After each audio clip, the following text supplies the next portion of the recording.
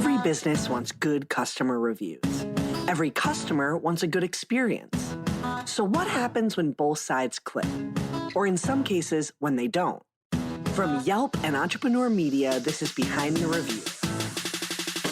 Behind the review, dig deep into behind the review, get all the news, food, flowers, fixing, make business boom.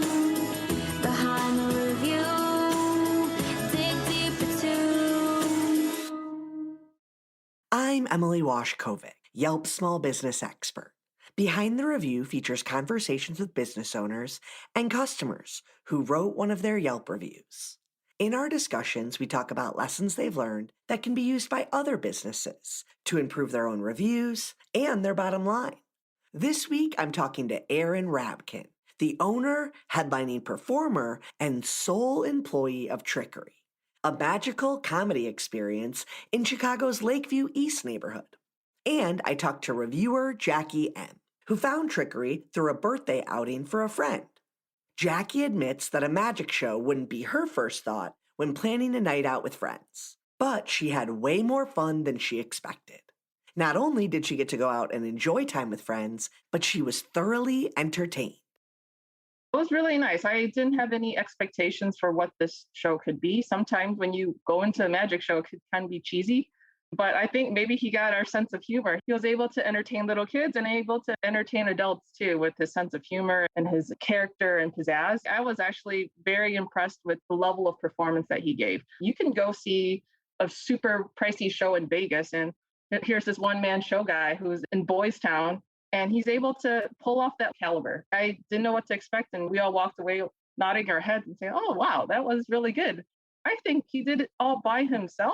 So you're still not sure how he pulled it off. Jackie was impressed enough to leave a 5-star review for Trickery and Aaron's performance. Let's take a listen. My friend had booked a Saturday afternoon party event for a birthday at the Trickery. The place is cozy and intimate. There's definitely a moody, mysterious vibe. One room is sort of the lounge, and off to the left lies a smaller room with rows of seating for the show. Good tongue-in-cheek entertainment, jokes and all. Check out the room near the bathroom. In fact, there's a lot of little fun photo spots and novelty in this small space. Trickery itself is celebrating its 6th year in business. But Aaron's been performing for most of his life in cities like LA, where he trained at the famous Magic Castle under some of the best magicians in the world. He spent some time doing street performances there and in upstate New York before settling down in a corporate job in Chicago. It didn't take long for Aaron to feel that pull to perform again. I'd always wanted a storefront venue. I loved that idea. And Chicago has a very burgeoning sort of storefront theater scene as it is. So it seemed like the right place. And I'd always been scouting out locations just in the back of my head. But that's when I got really serious about it. That was my shot. So I put together a business plan and just started pursuing all the licensing and finding a location where I'm currently right now. I found it, I think, around like February, March of 2017 and signed a lease sometime in like May. It was more of a pop-up at first when I did shows. Getting the license in Chicago is a whole thing because I'm under the same rules as if it's the Chicago Theater or United Center, someone that holds thousands of people, whereas my capacity is barely 35. But regardless, I had to fulfill all these crazy qualifications. So while I was waiting to get officially licensed, Chicago has a loophole that you can be a under 100-seat venue. And as long as you don't officially charge, you can put on shows. And so then I basically became this pop-up concept. And I started in July of 2017. And I did this for until about mid-November when I finally got the official business license. And I was doing shows every hour on Friday, Saturdays, 9, 10, 11, 12, and 1. And they were about 25-minute shows, maybe got up to half an hour. And I was just turning people over. I had the window open to the street so that people could see into the show. I had the door open, and I went back to my street performing roots of just drawing a crowd, putting on a show, and passing a hat. As they say on the street, if you're not good, you don't eat. Nobody has to come to the show. And even if they stop for the show, they don't have to stay for the show. And even if they stay for the show, they don't have to give you any money. So it really was a testing ground to get back and repolish my skill set because I really hadn't been performing in a while, given that I put it by the wayside. So that was an amazing opportunity to re-establish myself as a performer, refine my voice, but also, and this can bring in Yelp, building some sort of credibility. Because if I had just officially opened and said, hey, that'll be $20 for what? They're like, I don't know, what is this? How would I know? But by having that time to build a little buzz and at no expense to the audience, that way they could start leaving reviews, start talking about it. And that way, once I officially was opening, I could then have a jumping off point of, see, everybody who's been so far loved it. It's not a total far cry to say maybe, this is a show worth paying for upfront. Aaron sounds pretty casual about the idea, but I don't think he gives himself enough credit for the strategy he used to start getting traffic to his brick and mortar business. Rather than stay closed and wait for licenses, he used his street performing roots to his advantage. In fact, the free show idea in the beginning of building his business might be one of the most genius grassroots marketing hacks of all time. And to this day, he still doesn't use paid marketing. I just want to put on a show. That's all I really want, Yeah. is to put on a show. I think I've gotten swept up in all of it, in the sense that if you want to make it as a performer, there's certain channels that are more traditional. And I think growing up in Los Angeles, I got to dabble in many of those, if not all of them, and learned the true and honest way. It doesn't go as planned for pretty much 99.9% of people. This was my way of getting creative, is basically I said, look, if no one else wants to produce my show, I'll produce my show, and I'll kind of do it the scrappy way. And the way it is now, I mean, this place has come a long way over the course of years, where at first it was just very modest and not even, I blocked off most of it. And all I had done was painted some stuff black. But over time, it's now become much more of a robust setup. I've done everything, but it's just kind of piecemeal to get to where I want it to feel like it's a professional operation, but yet it has no affiliation to any traditional path of what anybody would traditionally do for like a theatrical. And it even blows people's minds when I don't do any marketing. So it's either word of mouth, pass by, or whatever comes up on the internet, searching fun things to do on Yelp, or just doing an online search. But that's my philosophy, is I don't think that if you build it, they will come is necessarily the classic approach to a business. But I'm really opposed to our current time, where it's a lot of this hype culture. So it's just like people put a lot of money into these really well-produced ads that are eye-catching, and people book a ticket and then they go to it, and it's probably not even half as cool as it looked. But too late, we already captured your money. We don't care if you don't tell anybody, because we're just going to keep advertising. For me, I want to put all my bandwidth into the show. I want it to be the best show and experience possible. And if it's meant to be seen and experienced, I think people will find out about it. And thankfully, that has worked for me. And it's only gotten easier over time. The longer I've done it, the more people know about it. So I'm always stressing that this will be my last week in business. Watch, nobody comes this weekend. And then somehow in the last 24 to 40 hours before a show, it'll just like sell out. And I'll be like, okay, dodge this. But it happens every week. So you'd think I would have learned by now to just be at peace with it. Although there was one weekend at the beginning of June when Taylor Swift was in town. Taylor Swift won that weekend. Hands down, Taylor Swift won. And that was a slow weekend. I think it's fair to say that over the last 6 months, a number of businesses, big and small, have learned you can't compete with Taylor Swift. But for many businesses, having a famous performer like Taylor or Beyonce in town means an influx of spending. Yelp actually dug deeper into the impact of Beyonce's Renaissance tour in local economies. We found that when she was in New York, searches for nail techs were up 178%. In Chicago, searches for women-owned hotels and travel businesses were up 44%. And when she performed in Philly, searches for LGBTQ-owned shops were up 194%. As a business owner, you can maximize these types of local surges by offering themed menu items or special offerings. You can also do collaborations with other businesses in your area that might be getting traffic due to an event. We're going to take a quick break. Be right back. Hi, I'm Robert Tuckman, and I host Entrepreneur's How Success Happens podcast. Each show, I get to interview a successful entrepreneur. Many have built some of the biggest brands in the world, like Lululemon, Warby Parker, Patron, and Drybar. But here's the part I love, because after doing hundreds of episodes, I've noticed regardless of one's success, we rarely get to hear about all of the challenges they faced and overcame to get there. They all had to pick themselves up off the mat at one time or another. I love hearing their stories and how these people we find incredibly successful today are really just like you and me. They all faced difficulties, but they all kept going and got through them. On How Success Happens, we dive deep to find out how they overcame these issues and what was it that drove each of them to keep going and never quit. Because let me tell you, they all face difficult times. It's a great podcast if you want to learn from the best while inspiring yourself. Trickery isn't a big space. And as Aaron mentioned, capacity is usually topped out around 35 people per performance. That intimacy is something Aaron uses to his advantage by creating a somewhat personalized performance each and every time. It also means he has to do multiple performances on those key days in order to drive enough revenue. That means Aaron had to learn how to balance the demand for shows with his capacity to perform. Where I'm located, there's a really well-built-in nightlife. And so I was just trying to piggyback off that.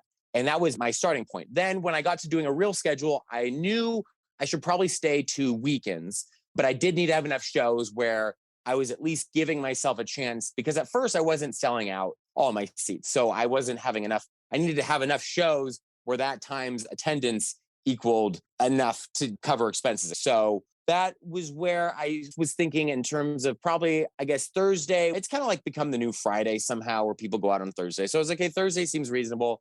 Sunday, I liked the idea of Sunday as a matinee show. And I also base it on just looking around and seeing what other shows are doing, whether it be like the Broadway in Chicago series or Steppenwolf or Goodman, or just, there's a lot of theater in Chicago. And so I could kind of see, okay, when are they doing shows and what times? My times used to be 8 on Thursday, 8:10 Friday, 8:10 Saturday, and 2 p.m. Sunday. With my first winter, when things picked up and those 8 and 10 shows were selling out on Saturday, I remember talking to my sister and saying, I'm selling out all the shows. She's like, what if you added a third show at 6? And I was like, oh, I guess I could. So now I actually usually do 6 and 8 before I add a 10 o'clock show. And then in subsequent winters where things have even picked up more, as my sort of snowball has picked up speed, I sell out 6, 8, 10. So then I was like, could I do a 4th show? So that's where I was thinking, okay, I need to maximize the shows I can do. So then I added a 4 o'clock. So I was doing 4, 6, 8, 10, 4 shows, which is a lot. It makes for a long day, which is weird though, because now as I'm doing 2 shows, I'm like, I'm spent. I'm like, how do I do 4 shows, let alone 3? But it's kind of like somebody who trains for a marathon. You just have to get in the shape for it. And I find that the energy, I feel like it's not unreasonable to add another show time and play that gamble. Because in essence, I'm also the producer. I'm the writer, the performer, the director. So I'm wearing a lot of hats. So that's why I always say the art has to thrive so the business can succeed, but the business also has to succeed so the art can thrive. So the two have to coexist. And it's very rare that the same person has to juggle these 2 things with some sort of a theatrical production. It's a balancing act to want to give the art its room to breathe, but also it has to be commercial enough and all those things. While it might be a one-man show, audiences really don't know that, by design. Jackie certainly didn't notice it was just Aaron, and only Aaron, running things at Trickery. Actually, I didn't know he was a one-man show. It was an afternoon event. So I don't think this is like a typical setup. Usually the shows are in the evening. And so because it's a private show, we got let in early, and I think he let us in. And we thought he was just kind of the host. And so we were just co-mingling in the party. And then maybe about 30 minutes in, the show's about to start. We get seated and he puts on a different jacket and puts on his Showtime face.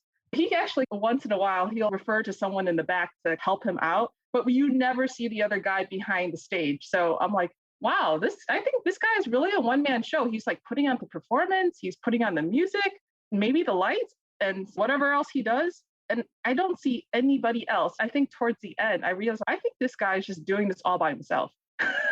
And that's really impressive. The rest of the business behind Trickery is also a one-man show, which can really burn out a business owner if they aren't careful. But when it's handled well, no one has to see you sweat. People still even don't quite grasp what goes into it, where they'll say like, oh, so you just do the show. So what's your day job? Like, what do you do the rest of the week? As if you're right. I just show up, I do a quick performance, I leave, everything cleans itself up, resets itself, the toilet washes itself, and the phones answer themselves, and the emails and all the admin. If I make it look that easy, then bless your soul. Thank you for the compliment. I don't get a weekend in the normal sense because I'm doing shows Friday, Saturdays. So I have to get creative the few Saturdays and Friday, Saturdays that I really allot myself in a year, because I can't do 52 weeks a year. That's how you immediately are going to burn yourself out. So I obviously can't do that. Even just working on the show, even people thinking like, how often does the show change? As if I'm just going to write and polish and install a whole new hour of material and have it be perfect and just throw a whole show under the bus. And I don't disagree. I'd love to have people come back. And I do get a lot of repeat guests where sometimes they'll come back in the same year and maybe just bring somebody else and then live vicariously through them, or they just love it so much. There's people who've probably seen Hamilton a dozen times and not gotten sick of it.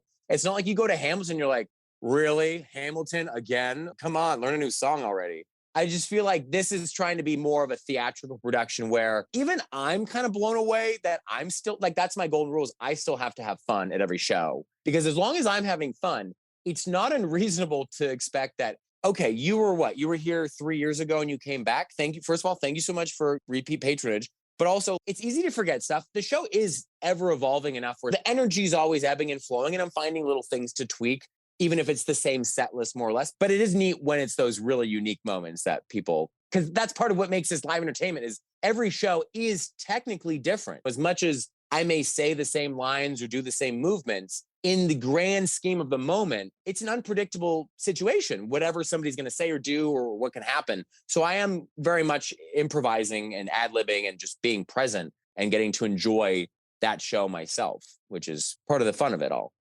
As a regular reviewer, it's important to Jackie to support local and small businesses. But she admits it's sometimes the novelty of a business that really stands out to her, as it was the case with Trickery, which checked both boxes: small, locally owned, with an element of uniqueness and fun.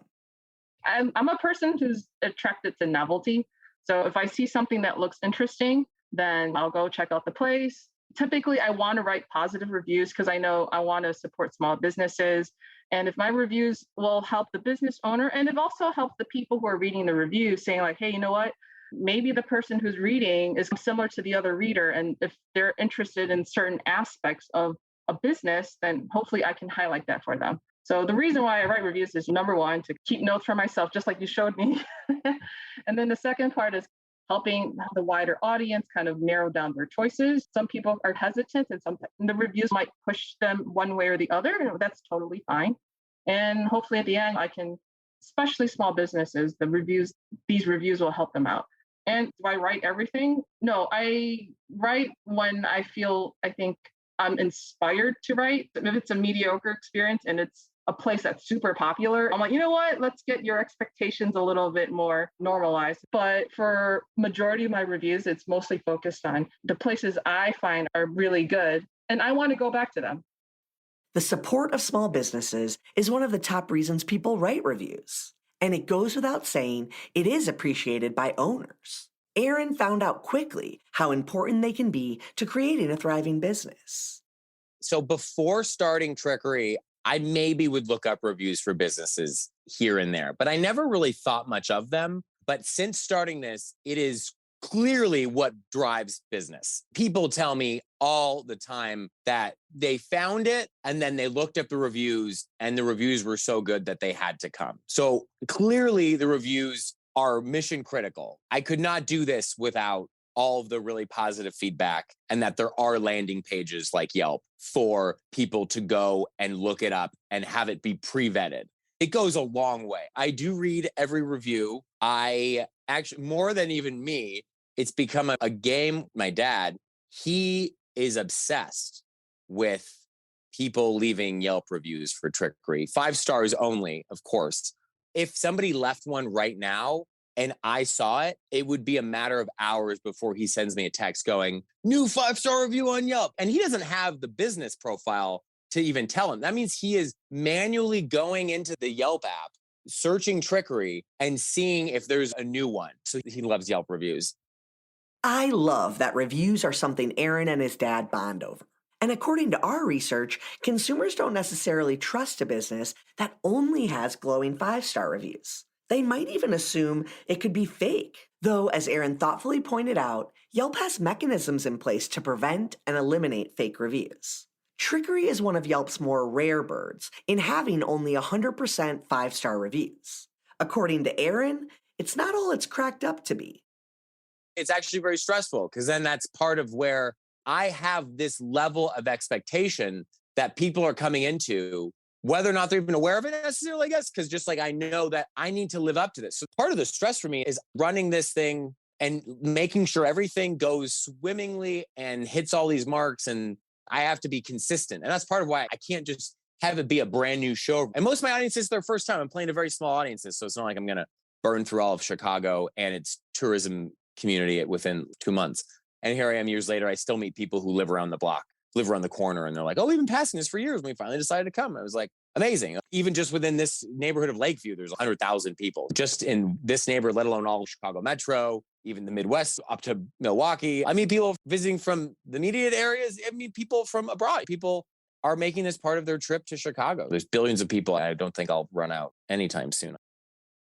And that concludes our episode. Be sure to subscribe so you get new episodes every Thursday. I hope you enjoyed it and were able to take a thing or two away to implement in your own life. Whether it's a new idea that you can bring back to your business or a fresh perspective on how to be a positive influence as a consumer, we share these stories to inspire and create more meaningful connections in your local community. For more information about today's business or to connect with me, check out the show notes. Behind the review, dig deep into behind the review. Get all the news, food for hours fixing, make business boom. Behind the review, dig deep into. This episode featured a conversation with Aaron Rabkin, the owner of Trickery in Chicago, as well as Yelp reviewer Jackie M. Special thanks to Holly Hanchey, who helped write this episode. To learn more about the story, head to yelp.com/behind the review and check out the guest details and episode takeaways. And don't forget to subscribe to the show so you get an alert each Thursday that we drop a new episode. To claim your own Yelp business page and start engaging with consumers, visit business.yelp.com. Our theme song is performed by Ali Schwartz and produced by Robbie G of Messerol Sound. The show was edited by Entrepreneur Media.